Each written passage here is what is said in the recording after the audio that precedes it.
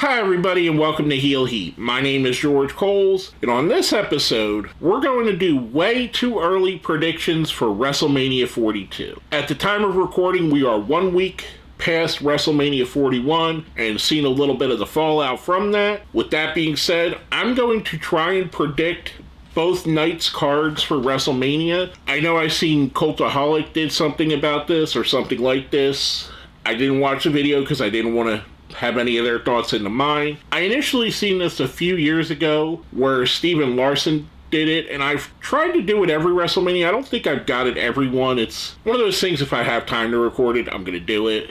But anyway, I digress. What I'm going to try to do here is put together night 1 and night 2's card. I'm giving them 7 matches each because this year that's what they had. This is what I think WrestleMania 42 is going to look like. I'm probably going to get the heavy majority of these wrong. I may have some people in the right positions, but we'll have to wait and see. We're going to start off with night 1, the first match of the night to get everybody off their feet. For the Women's World Championship, Rhea Ripley is going to be defending against Tiffany Stratton. Now, if you notice here, Tiffany, who is the WWE Women's Champion right now, she doesn't have that belt any longer. And Rhea, who doesn't currently have any championships, I think that's going to change before that time. I think these two end up on the same roster, and I kind of feel like by the time WrestleMania rolls around, Rhea's maybe going to take a little bit of a heel turn. Tiffany's going to have more of a face turn to her, where she's already pretty much a face right now. That's why I think this match will go on.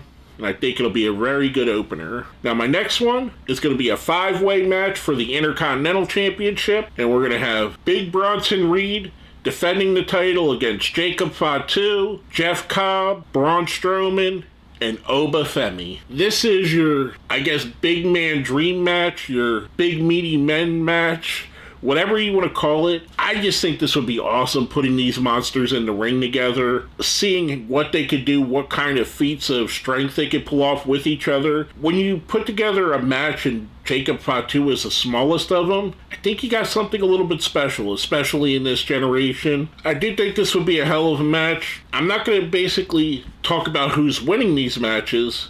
This is just matches that I think are going to be on the card. Now, next up, in just a regular match, we're going to have Aleister Black versus Logan Paul. I see this as Logan Paul running afoul sometime in the lead-up of WrestleMania of Aleister Black doing something that annoys him, and that leading into this match. And I kind of think this is going to be not so much a reintroduction to Aleister Black, your reintroduction to Aleister Black on a big stage in a big-time match. And I think him and Logan Paul go out and try to put on the match of the night. I think it would be awesome. Next up, we have the Women's United States Championship. Asuka defending against Roxanne Perez. I just kind of like the idea of these two wrestling each other. I think it's going to be a good up-and-coming star versus, how can I say, older star, I guess you would say. I think they put on a great match here. Now, speaking of that, we're going to go to our next match. And this one's kind of interesting because there's going to be a concept I'm bringing back here, one on each night, and that's a number 1 contenders match. This time, it's going to be the number 1 contender for the Women's World Championship, or the WWE, the one that wasn't defended on this show. I get those names confused, they're so convoluted. But anyway, I digress. For that number 1 contender,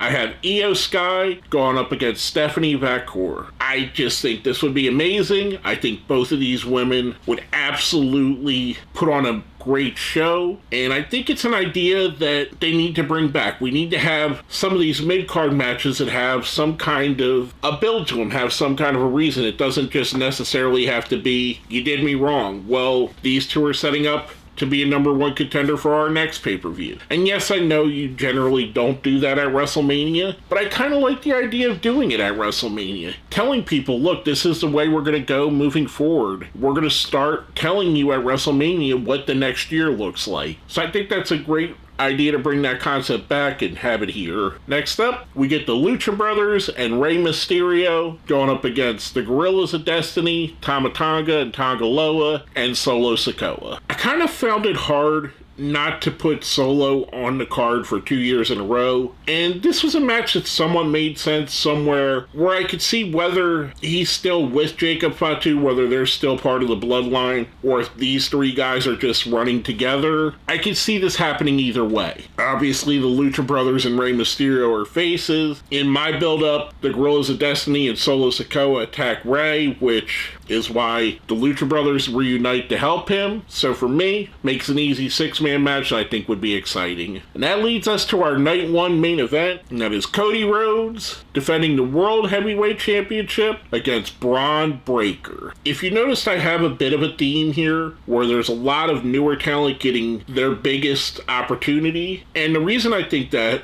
is there are a lot of talent in the upper level that are a little bit on the older side. Whether it be CM Punk, Randy Orton, Drew McIntyre, even Cody Rhodes to an extent, are a bit on the older side.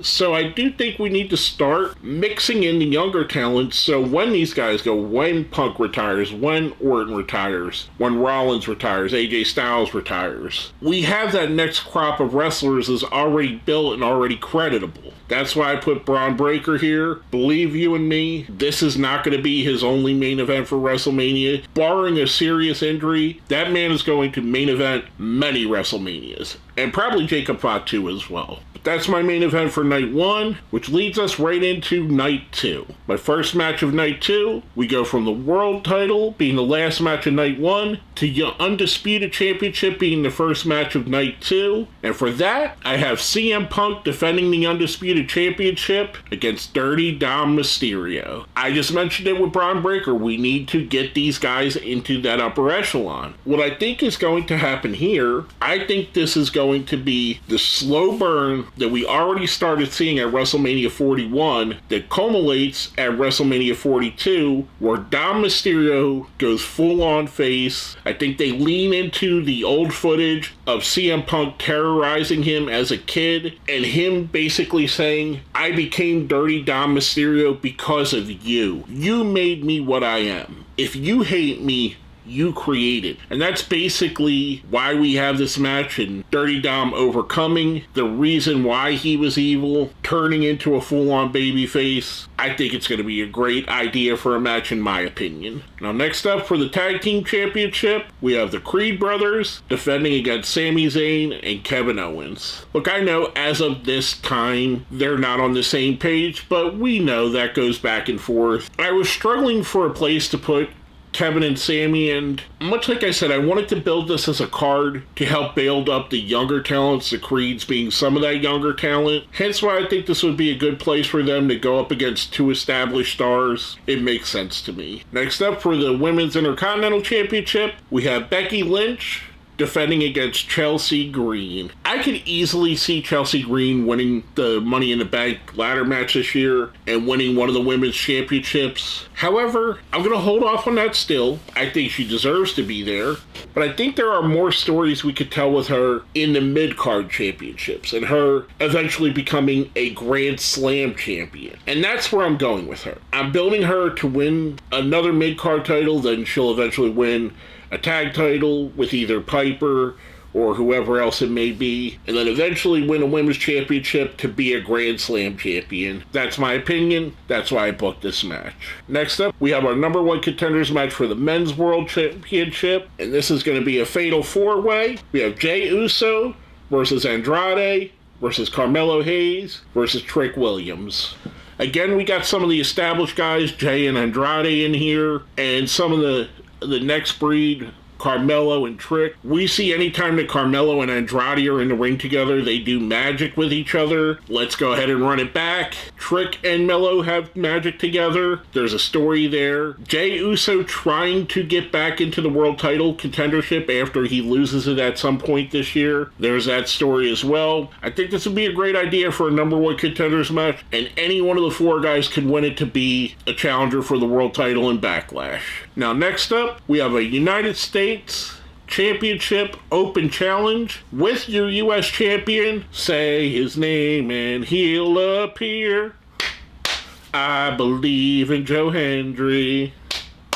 I believe in Joe Hendry. Yes, folks, I do think Joe Hendry will be part of the WWE roster this time next year, and I definitely think he will have some championship gold around his waist. He does an open U.S. challenge, and we see somebody that we haven't seen since the Royal Rumble come out and accept it, Randy Orton. And we get a turning of the tables. We had Orton do the open challenge for Henry to answer this year. Henry does it next year. Orton answers. I just like the symmetry of it, and it kind of reminds me a bit of the Sheamus Daniel Bryan having matches 2 years in a row. And yes, I know they weren't done very great, but I like the idea of this, and I like the idea of these two somewhat having a rivalry and being one of the big rivals of Joe Hendry's early WWE career. I think it'd be awesome. Now, next up, we have a three-way for the Women's Championship. We have Bianca Belair defending against Bayley and Mariah May. We all know the rumor right now is Mariah is going to the WWE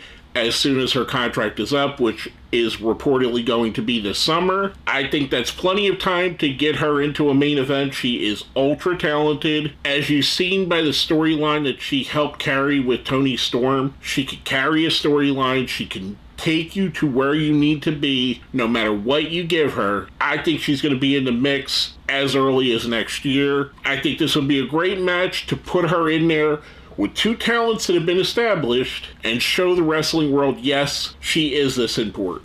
Now, last but not least, our main event of night 2. And you may say to yourself, we've had both the men's titles defended already. We've had both the women's titles defended already. What are we going to do for the main event? This has normally been a place where the world champion has fought. This is where one of those rare occasions where the match is more important than the title. In a Hell in a Cell match, career versus career, Seth Rollins versus Roman Reigns. And the reason I'm saying this is because Roman has come out, or it's been rumored that Roman is going to be retiring very soon, and I can't blame him with all of the stuff he's had to deal with cancer-wise, injury-wise. He's made tons of money, he could retire comfortably, and this is pro wrestling.